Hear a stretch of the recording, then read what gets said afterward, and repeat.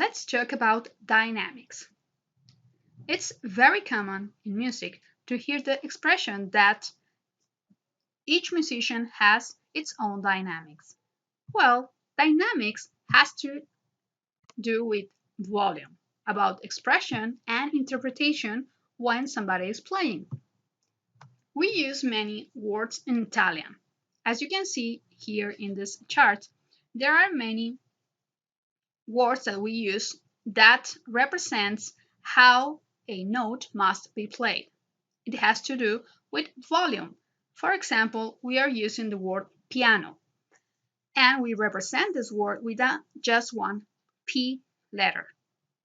And we use the forte. So we have these two references. That is piano, that means low volume, and forte, that means high volume.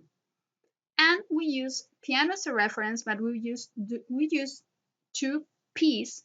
That means pianissimo or pianissimo. It's very common to use this. It doesn't matter that if you are playing, if you are using music that is from a British editor or a Russian editor, this is music language. We use these letters to represent how high the volume must be when we play something.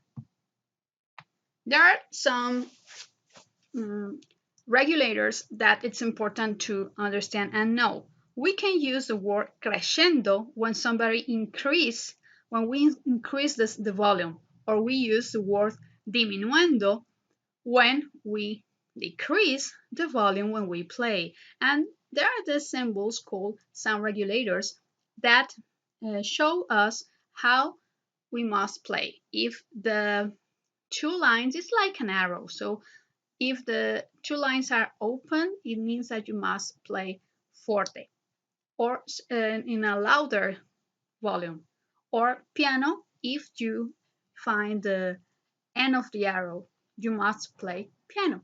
So it is very important because not all the music must be played the same way, and actually each musician plays can play the same song in a different way.